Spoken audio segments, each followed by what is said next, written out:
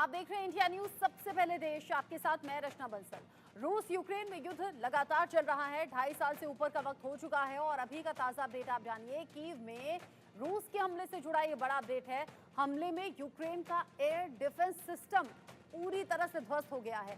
Kyiv में तैनात 2 patriot पूरी तरह से तबाह हो गए हैं। यूक्रेन की राजधानी कीव जहां पर अभी 23 अगस्त को प्रधानमंत्री नरेंद्र मोदी पहुंचे थे दौरे के लिए, यहां पर बड़ा हमला हुआ है। एयर डिफेंस सिस्टम पूरी तरह से ध्वस्त हो गया। कीव में 2 पैट्रियट भी जो कि तैनात थे, उन्हें तबाह कर दिया गया है। यूक्रेन पर रूस जिस तरीके से एक के बाद एक हमले बोल रहा है, ऐसा लग रहा है कि पीछे हटने को तैयार नहीं और अपनी जिद पर भी लगातार व्लादिमीर पुतिन अड़े हुए हैं। इन सब के साथ ही हमला हुआ है बड़ा, जिसमें एयर डिफेंस सिस्टम यानी कि वो रॉकेट, वो मिसाइलें जो आसमान में नष्ट कर दी जाती थी एयर डिफेंस सिस्टम के जरिए, अब वो सिस्टम भी पूरी तरह से ध्वस्त हो गया है। कीव में तैनात 2 पैट्रियट भी इस हमले में तबाह हुए हैं। कीव में रूस ने किया है बहुत बड़ा हमला। हमले में यूक्रेन का एयर डिफेंस सिस्टम तबाह हो गया। कीव पर हाइपरसोनिक खतरा भी लगातार मंडरा रहा है। सर्दियों से पहले कुर्स्क की जंग को लेकर ये जानकारी, सर्दियों से पहले कुर्स्क की जंग जीतने की संभावना है, जिसके बाद पुतिन ऑपरेशन कीव शुरू कर देंगे। सर्दियां खत्म होने से पहले कीव पर कब्जे की तैयारी भी है। कीव विजय के आखिरी चरण में बड़ा विध्वंस होने वाला है। हाइपरसोनिक मिसाइल से हमले की तैयारी में है रूस। यूएस के पास हाइपरसोनिक का पुख्ता जवाब है नहीं। ऐसे में अगर हाइपरसोनिक मिसाइल का इस्तेमाल करता है रूस तो बड़ी तबाही, हालांकि ऑलरेडी तबाही बहुत देखी जा रही है यूक्रेन में, लेकिन यहाँ बड़ी तबाही हो सकती है और यहाँ इसका जवाब यूएसए के पास भी नहीं है। सर्दियां खत्म होने से पहले कीव पर कब्जे की तैयारी रूस ने कर ली है कि विजय के आखिरी चरण में बड़ा विध्वंस यहाँ होने वाला है। हाइपरसोनिक मिसाइल से हमले की तैयारी में रूस है, यानी कि व्लादिमीर पुतिन जो पहले से ही कह रहे हैं युद्ध पीछे हम नहीं करेंगे, कदम पीछे नहीं खींचेंगे। सर्दियों से पहले कुर्स्क की जंग जीतने की संभावना यहां पर है, जिसके बाद पुतिन ऑपरेशन कीव शुरू कर देंगे। अमेरिका की माको मिसाइल इसमें क्या कुछ करेगी, ये भी जानना दिलचस्प होने वाला है। मल्टी मिशन हाइपरसोनिक मिसाइल है। F-35 और F-22 से इसे लॉन्च किया गया है और जो इसकी रफ्तार है वो रफ्तार है 6172 किलोमीटर प्रति घंटे से भी ज्यादा। यानी कि यहां अमेरिका की तरफ से जो तैयारी की गई है वो सीधे तौर पर इस तरीके से सामने आ रही है। अमेरिका के सपोर्ट के बाद ही यूक्रेन लगातार इस युद्ध में बना हुआ है और इन सब के बीच ही हालात जो हैं वो और ज्यादा भयावह नजर आ रहे हैं यूक्रेन के लिहाज से। हालांकि रूस को भी इस बीच नुकसान उठाना पड़ा है, क्योंकि यूक्रेनी सेना रूस में डटी हुई है, अड़ी हुई है। कुर्स्क में जिस तरीके से दाखिल हुई और एक के बाद एक उसने गांव और कस्बे पर कब्जा करना शुरू कर दिया। अमेरिका की माको मिसाइल इसमें कैसे सपोर्ट करने वाली है। रफ्तार है 6172 किलोमीटर प्रति घंटा की। विजय के आखिरी चरण में यह बड़ा विध्वंस हो सकता है। हाइपरसोनिक मिसाइल से हमले की तैयारी अगर रूस कर रहा है तो यहाँ माको मिसाइल लिए तैयार है अमेरिका। मेजर जनरल रिटायर्ड पीके सहगल सर मेरे साथ में जुड़ गए हैं डिफेंस एक्सपर्ट के तौर पर इस पर बात करने के लिए। साथ ही साथ मनन द्विवेदी मेरे साथ में हैं, विदेश मामलों के जानकार हैं। आप दोनों का बहुत स्वागत इंडिया न्यूज पर। मेजर जनरल पीके सहगल सर, जो हालात अभी बने हुए हैं, चूंकि पिछले इतने वक्त में करीब 2.5 साल से ज्यादा हो गया है इस युद्ध को, यूक्रेन ने बड़ी तबाही झेली। यूक्रेन में जगह जगह तबाही के निशान दिखे, बर्बादी चारों तरफ दिखी। फिर यूक्रेनी सैनिक आगे बढ़ते हैं, रूस की सीमा में जाते हैं, गांव और कस्बों पर कब्जा करना शुरू कर देते हैं। यानी रूस को उसी की भाषा में जवाब देने की कोशिश, लेकिन रूस और ज्यादा बौखला गया। व्लादिमीर पुतिन के सख्त इंस्ट्रक्शंस और उसके बाद जो एक के बाद एक हमले हुए हैं वो अब तक के बड़े हमलों में कहे जा रहे हैं। ऐसा ही हमला अभी फिर से रूस ने कर दिया है यूक्रेन पर और अब तैयारी है कीव पर कब्जे की। रूस ने जब लड़ाई शुरू की थी तो उनको साफ तौर पर नजर आता था कि 7 ही दिन के अंदर यूक्रेनी सेना के घुटने टिक जाएंगे, वो सत्ता परिवर्तन कर लेंगे और कीव के ऊपर कब्जा कर लेंगे और हर हालत में जेलेंस्की को हटाकर अपने सपोर्ट वाली सरकार को हासिल कर लेंगे। मैंने उसी दिन साफ तौर पे कहा था कि पुतिन ने बहुत बड़ी गलती की है। किसी भी हालत में वो लड़ाई जंग जीत नहीं सकता और वेस्टर्न वर्ल्ड किसी भी हालत में यूक्रेन को ये लड़ाई नहीं देगी। अभी भी इस लड़ाई का बहुत बड़ा असर पड़ सकता है पूरे यूरोप के ऊपर। पूरे यूरोप की सिक्योरिटी लिंक्ड है यूक्रेन की सिक्योरिटी के साथ में। किसी भी हालत में नेटो और अमेरिका जो है यूक्रेन को हारने नहीं देगा और यूक्रेन का जो पर्पज है, cause for which he is fighting, अपने देश की एकता, अपने देश की अखंडता, अपने देश की छवि, अपने देश की आबरू के लिए लड़ रहे हैं। रशिया जो लड़ रहा है वो केवल और केवल उनकी जमीन को कैप्चर करने के लिए। इसलिए cause for which they are fighting में बड़ा जबरदस्त डिफरेंस है। रशिया का बजट बहुत ज्यादा बड़ा है। रशिया का बजट जो है was the fifth largest budget जब लड़ाई स्टार्ट हुई थी, और जेलेंस्की का बजट था 35th लार्जेस्ट। यानी दूसरे समय रशिया का बजट बहुत ज्यादा बड़ा था। अभी रशिया को बड़े पैमाने पर सहायता मिल रही है चीन से, नॉर्थ कोरिया से और ईरान से। लेकिन इधर तकरीबन 50 कंट्रीज जो है हर प्रकार से सपोर्ट कर रहे हैं यूक्रेन को। मुझे नहीं लगता किसी भी हालत में रिपीट वो कीव के ऊपर कब्जा करने देंगे और यूक्रेन को हारने देंगे।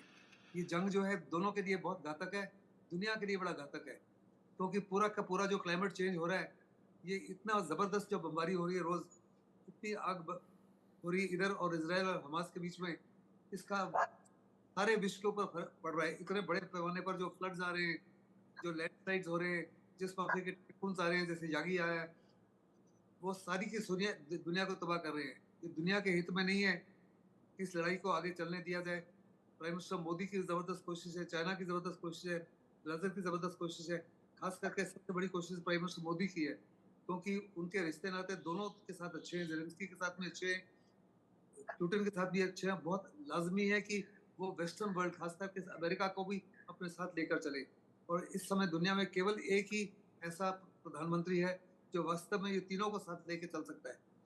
और पुतिन भी चाहते हैं कि कुछ ना कुछ जल्द प्रधानमंत्री मोदी करें इस लड़ाई को रोकने के लिए, किसी प्रकार का समझौता कराने के लिए। कीव भी यूक्रेन भी यही चाहता है। लेकिन इस लेकिन पीके से अगर ये सॉल्यूशन की तरफ आगे बढ़ते तो पुतिन की तरफ से हमले तेज क्यों कराए जाते, ये भी एक सवाल है।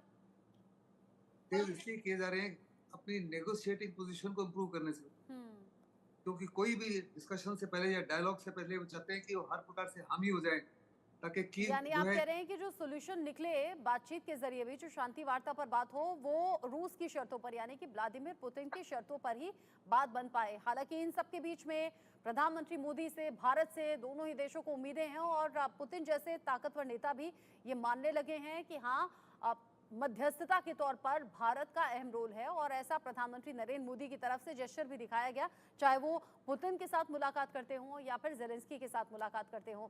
मनन द्विवेदी जी, जो हालात अभी बने हुए हैं और जिस तरीके से वार पलटवार हम देख रहे हैं, ऐसे तो युद्ध कभी खत्म होगा ही नहीं। बर्बादी अगर यूक्रेन में चारों तरफ है तो रूस को भी तो अच्छा खासा नुकसान हो गया यूक्रेनी सैनिकों के जरिए। मैं यहाँ पर ये कहना चाहूंगा कि हमें ये देखना चाहिए कि अमेरिका, नेटो और जो वेस्टर्न कंट्रीज हैं, इन लोगों का भी ये भी बड़े शक्तिशाली हैं, बड़े पावरफुल हैं। तो अगर व्लादिमीर पुतिन को ये धमकी देते हैं तो इसका मतलब ये नहीं है कि कीव को या फिर खार्किव या फिर पूरी तरीके से इन्वेजन जो रशिया का है वो सक्सेसफुल हो ही जाएगा। इसमें हमको जो बात करनी चाहिए वो ये है कि अभी ये डिसाइड नहीं कर पा रहे हैं अमेरिकन और उनके नेटो एलाइज कि नेटो के बूट्स ऑन ग्राउंड को इस्तेमाल किया जाए या नहीं किया जाए। दूसरी बात यह है कि अभी कन्फेबुलेशन चल रही है, बातचीत वार्ता हो रही है प्रेसिडेंट जो बाइडेन और ब्रिटेन के जो प्राइम मिनिस्टर है काई स्टारमर के बीच में, कि किस हद तक यूक्रेन को फ्रीडम दी जाए अब रशिया के ऊपर अटैक करने की या उसके ऊपर आक्रमण करने की। क्योंकि व्लादिमीर पुतिन और उनका जो ऑफिस है क्रेमलिन का, उनके जो स्पोक्स पर्सन है दिमित्री पेस्कोव, वो कह चुके हैं कि अगर आगे बढ़कर अमेरिकन मिसाइल यूज किए गए, नेटो के मिसाइल्स यूज किए गए या फिर अंदर तक रशिया के अंदरूनी क्षेत्रों के अंदर जाकर अटैक किया गया, तो फिर ये युद्ध की जो विभीषिका है बहुत ही भयानक हो सकती है और बहुत ही खराब हो सकती है। तो इसके चलते अभी भी मुझे लग रहा है कि कहीं ना कहीं अमेरिका की और वेस्ट की, नेटो की गलती है कि उन्हें या तो बिल्कुल संधि के लिए प्रयास करना चाहिए कीव और मॉस्को के बीच में, और अगर वो ऐसा नहीं कर पाते हैं तो पूरी तरीके से कीव को ताकतवर बनाना चाहिए, कीव को, जेलेंस्की को सडट बनाना चाहिए रूस यूक्रेन के बीच में युद्ध के 2.5 साल हो चुके हैं और इन सब के साथ ही कीव में रूसी हमले से जुड़ा बड़ा अपडेट। कीव में एनर्जी ठिकानों पर भी अटैक की जानकारी मिल रही है। एनर्जी ठिकानों के 2 पावर स्टेशन में आग लगी है। एनर्जी ठिकानों को निशाना बनाना मतलब सबसे ज्यादा चोट पहुंचाना, और ऐसा देखा गया है। एनर्जी ठिकानों पर 2 ऐसे स्टेशन जहां पर हमला किया गया, आग लग गई है उन 2 स्टेशन में। कीव में एनर्जी ठिकानों पर भी अटैक किया गया है। एक के बाद एक 86 ड्रोन दागे गए और उसमें से 71 जो हैं वो नष्ट कर दिए यूक्रेन ने, ऐसा दावा यूक्रेन कर रहा है। यानी ये बड़ा अटैक है। रूस की तरफ से ये बौखलाहट भी हो सकती है कि में थोड़ी ही देर पहले ये बड़ा हमला हुआ है। रूसी सेना ने यूक्रेन में 86 ड्रोन दागे। यूक्रेन दावा कर रहा है 71 ड्रोन तो हमने मार गिराए हैं। हमले में 6 यूक्रेनी नागरिक भी मारे गए हैं, जो जानकारी मिल रही है। थोड़ी ही देर पहले हमला हुआ है, यानी हमले रह रहकर हो रहे हैं। और ये बौखलाहट इस बात की भी हो सकती है क्योंकि खुद रूस की सीमा में जो यूक्रेनी सैनिक दाखिल हुए हैं, उनसे बड़े चैलेंज का सामना यहाँ रूसी सेना को अपने ही देश में करना पड़ रहा है। और यहाँ इस बीच यूक्रेन पर अटैक एक के बाद एक तेज हो गए हैं। अब इन सब के बीच में अमेरिका जो कि लगातार सपोर्ट यूक्रेन को कर रहा है। अमेरिका का डार्क ईगल विजन क्या है जानिए। इसमें जो वजन है वो 7400 किलोग्राम का है। रेंज जो इसकी है 2775 किलोमीटर की है। अधिकतम जो स्पीड है वो 20,276 किलोमीटर प्रति घंटा है। यानी कि अमेरिका जो सपोर्ट कर रहा है उसमें डार्क ईगल एक बड़ा सपोर्ट यूक्रेन के लिए है। और क्या कुछ खासियत है डार्क ईगल की, वो भी आप जान रहे हैं, समझ रहे हैं। ऐसे में रूस यूक्रेन के बीच युद्ध का जारी रहना, अमेरिका का लगातार यूक्रेन का सपोर्ट करना, नेटो देशों के सपोर्ट से यूक्रेन का अब तक युद्ध में टिके रहना। लेकिन पीके सहगल सर, अगर रूस ने एक साथ 86 ड्रोन दाग दिए और ड्रोन अगर रूस की तरफ से यूक्रेन पर गिराए गए, और यूक्रेन हालांकि दावा कर रहा है कि 71 हमने उसमें से नष्ट कर दिए, लेकिन बड़ा अपडेट ये भी तो है कि एयर डिफेंस सिस्टम पूरी तरह से ध्वस्त भी रूस ने कर दिया है। यानी अब इन फ्यूचर तो परेशानी और ज्यादा यूक्रेन को झेलनी होगी। देखो, पहले रूस का ये दावा कि उन्होंने हर प्रकार से उसका एयर डिफेंस सिस्टम नष्ट कर दिया है, आई डोंट एक्सेप्ट इट। अगर उन्होंने 86 में से 71 ड्रोन उनके गिरा दिए हैं, मार गिराए हैं, तो साफ तौर पर नजर आता है कि एयर डिफेंस सिस्टम अभी भी कायम है। उन्होंने केवल और केवल जो 2 अमेरिका के पेट्रियट यूनिट्स बैटरीज थी उनको नष्ट किया है। वो पेट्रियट मिसाइल जो है वो सबसे ज़्यादा काबिल थी, लेकिन उनके पास बहुत सारे मैन पोर्टेबल है, हैंड हेल्ड वेपन्स हैं। एयर डिफेंस सिस्टम्स अमेरिका के, यूरोप की तरफ से दिए गए, अमेरिका की तरफ से दिए गए, ब्रिटेन की तरफ से दिए गए, फ्रांस जर्मनी की तरफ से, वो सारे के सारे कायम हैं, वो सारे के सारे जिंदा हैं। दूसरा, जिस माफी कि उन्होंने 86 ड्रोन से हमला किया है। यूक्रेन ने पिछले कुछ हफ्तों में 100 से ज़्यादा ड्रोन एक ही समय में रशिया के कई शहरों के ऊपर दागे हैं।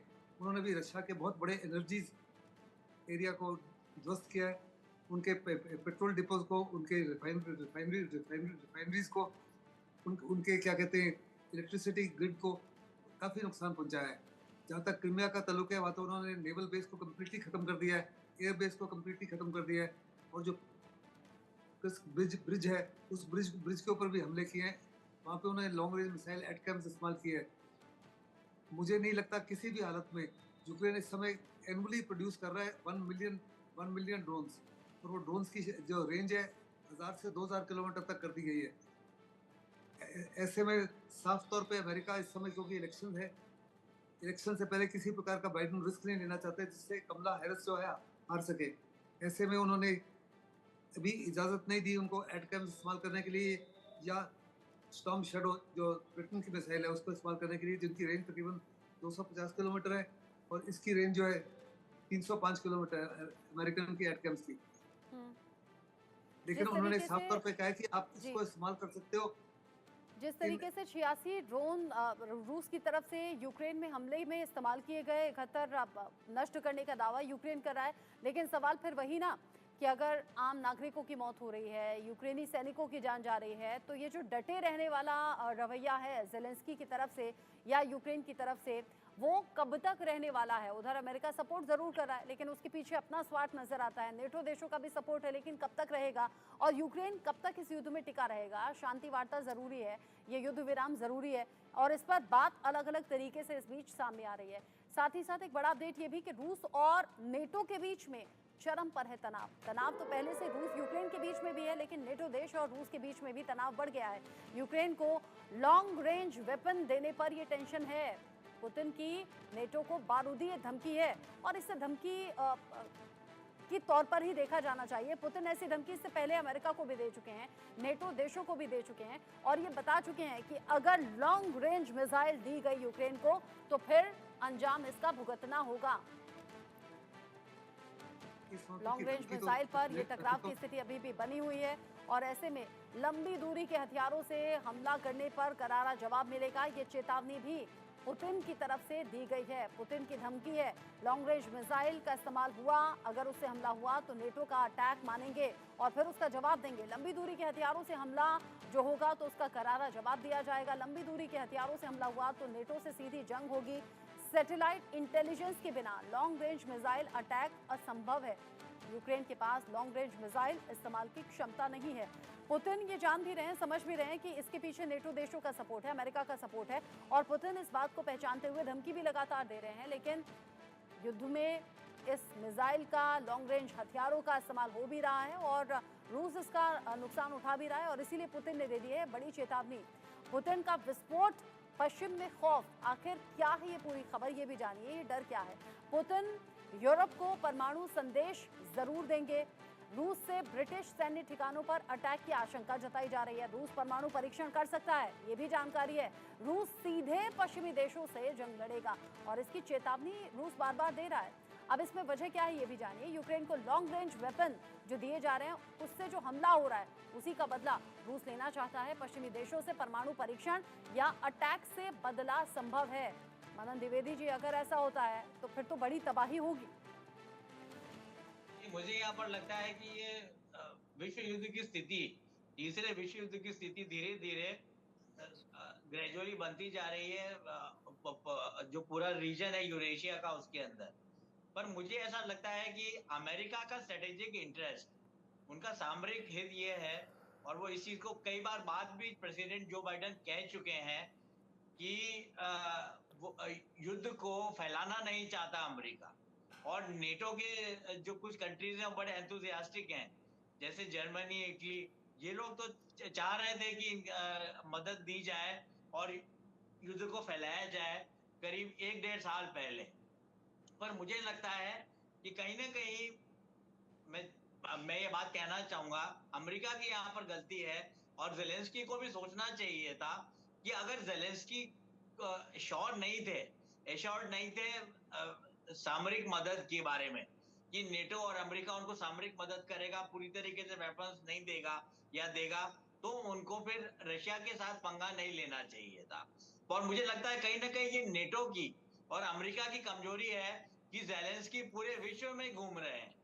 वो वॉशिंगटन भी गए, यूएस कांग्रेस में भी अपनी स्पीच दे के आए और यूरोपियन यूनियन में भी जो लगातार हर वीक या हर महीना जाते रहते हैं। तो उसके बावजूद भी जेलेंस्की को क्यों इतने लोगों के सामने हाथ फैलाने पड़ रहे हैं, जबकि एक बात क्लियर है कि नेटो के किसी मेंबर के ऊपर, उनका आर्टिकल है, प्रीएम्बल है नेटो का, कि नेटो के किसी मेंबर के ऊपर अगर अटैक होता है, अगर आक्रमण होता है, तो नेटो के सारे जो मेंबर कंट्रीज हैं वो लोग भी ये मानेंगे कि ये उन्हीं के ऊपर एक तरीके का आक्रमण हुआ है। तो मुझे लगता है कि सिर्फ नेटो में यूक्रेन जाए या नहीं जाए इसको लेकर युद्ध नहीं हुआ है। ये एक तरीके का व्लादिमीर पुतिन का लंबा रशियन एम्पायर का आइडिया है, ये ज़ारिस्ट एम्पायर का आइडिया है। जैसे कि टर्की में एर्दोगान भी कहते हैं कि जो ऑटोमन टर्क्स का एम्पायर 1914-18 में खत्म हो गया और जो ज़ारिस्ट रशिया की जो हेजेमोनी थी पूरे यूरोप में वो खत्म हो गई। तो कैसे ना कैसे अमेरिका को और वेस्टर्न यूरोपियन कंट्रीज को रोककर रशियन एम्पायर को आगे बढ़ाया जाए और रशियन एम्पायर की अवधारणा को कम से कम आगे बढ़ाया जाए। अब इस सब के बीच में जहां पर यूक्रेनी सेना जहां पर दाखिल हो गई, यानी कि रूस की सीमा में दाखिल हो गई, वहीं पर रूसी सेना ने किया है एक बहुत बड़ा हमला। यानी कि यूक्रेनी सैनिक जहां कब्जा करके बैठे थे, कुर्स्क में पहुंच गए थे, यानी कि रूस की सीमा में पहुंच गए थे, वहां रूसी सेना ने बड़ा हमला किया है। यूक्रेनी फोर्स पर ग्लाइड बम से हमला किया गया है। रूसी हमले में यूक्रेन की टुकड़ी खत्म हो गई है पूरी की पूरी। जो जानकारी मिल रही है 24 घंटे में 50 यूक्रेनी सैनिक मारे गए हैं। रूसी हमले में 5 यूक्रेनी पोस्ट तबाह करने की बात भी सामने आ रही है। खबर ऐसी थी कि यूक्रेनी सैनिक दाखिल हुए के बाद एक गांव कस्बों पर कब्जा कर रहे हैं और रूस की सीमा में दाखिल होते जा रहे हैं, रूस के झंडे हटा रहे हैं। लेकिन इस बड़ी जंग की तैयारी में रूस नजर आ गया था तभी से, जब उसकी सीमा में दाखिल हो गए थे यूक्रेनी सैनिक। अब इसमें लेंसेट ड्रोन्स का इस्तेमाल किया गया है जो हमला हुआ है, और जो इसका प्रोडक्शन लेंसेट ड्रोन्स प्रोडक्शन है वो 475% बढ़ गया है। ये युद्ध की तैयारी नहीं तो और क्या है। यहाँ टैंक्स प्रोडक्शन जो है वो 215% रूस ने बढ़ा दिए हैं। आर्मर्ड व्हीकल प्रोडक्शन 141% तक बढ़ गया है। Short range air defence system production 200% तक बढ़ा है। साथ ही साथ medium long range defence systems production जो है वो 100% तक बढ़ाया। आर्टिलरी जो गन्स हैं, आर्टिलरी गन्स प्रोडक्शन 149% तक बढ़ाया गया है। ये रूस की वो सभी तैयारियां हैं जो युद्ध को लेकर युद्ध स्तर पर ही चल रही हैं, ये हम कह सकते हैं, जहां इतने फीसदी प्रोडक्शन हथियारों का बढ़ाया गया है। यानी रूस किसी भी तरह से कोई कमी छोड़ नहीं रहा। पीके सहगल सर, इसमें किसी प्रकार का कोई शक नहीं कि रूस ने जो है अपनी मिलिट्री कैपेबिलिटी बिल्कुल उसी मापी कर दी है जैसे कि सेकेंड वर्ल्ड वॉर में थी, क्योंकि उसको 50 देशों का, यूक्रेन को 33 नेटो देश और 17 और इंडिपेंडेंट नेशंस हैं जो यूक्रेन को सपोर्ट कर रहे हैं। रशिया में आमतौर पे असला खत्म हो गया था, मिसाइलें खत्म हो गई थी, ड्रोन्स खत्म हो गए थे, और उन्होंने बड़े पैमाने पर मिसाइल्स को और ड्रोन्स को हासिल किया। ईरान से बहुत बड़े पैमाने पर टैंक और आर्टिलरी शेल जो हासिल किए वो किए हैं नॉर्थ कोरिया से। अभी नॉर्थ कोरिया बहुत बड़े पैमाने पर उनको मिसाइल भी भेज रहा है। जहाँ तक चाइना का ताल्लुक है, चाइना ने किसी प्रकार का असला तो नहीं दिया, ना मिसाइल दिए, ना कोई टैंक एमुनिशन दिया है, बट हर प्रकार की वो टेक्नोलॉजिकल सहायता कर रहा है जिससे वो अपने आर्म्स को, मैन्युफैक्चरिंग इंडस्ट्री को विस्तार कर सके। वो चाइना की तरफ से सपोर्ट है। तो यानी दूसरे लफ्ज़ों में रूस में भी काफी प्रॉब्लम्स हैं, लेकिन उसके बावजूद भी मुझे नहीं लगता कि थर्ड वर्ल्ड वॉर की कोई भी संभावना है। अगर आपको याद होगा तो पुतिन ने साफ तौर पे कहा था बड़े पैमाने पर, हाँ। एको बार अगर यूक्रेन को F-16 जहाज दिए गए तो it will be considered as a direct involvement of NATO. हाँ। नेटो ने उनको F-16 जहाज दिए, जो F-16 जहाज इस्तेमाल भी करना शुरू कर दिए। पुतिन की चेतावनी के बाद में कि अगर वो F-16 दिए, पोलैंड ने दिए तो पोलैंड के ऊपर अटैक करेंगे, स्वीडन ने दिए, स्वीडन के ऊपर नॉर्वे, इन्होंने दिए लेकिन क्या अटैक किया? मना करने के बावजूद, चेतावनी के बावजूद यूक्रेन की मदद हो भी रही है, और इसीलिए जो रूस का आक्रामक रवैया है इशारा कर रहा है कि कहीं ये तीसरे विश्व युद्ध की आहट तो नहीं, क्योंकि रूस की ये तैयारियां बता रही हैं कि वो ना तो पीछे हटेगा ना ही झुकेगा। यूक्रेन को झुकना होगा तो शायद बात बन जाए, क्योंकि जो शांति वार्ता की बात है वो भी शर्तों के साथ पुतिन मानेंगे, ये जानकारी मिल रही है। पीके सहगल सर, साथ ही साथ मनन द्विवेदी जी, बहुत शुक्रिया आप दोनों का मेरे साथ में इस डिस्कशन में साथ में रहने के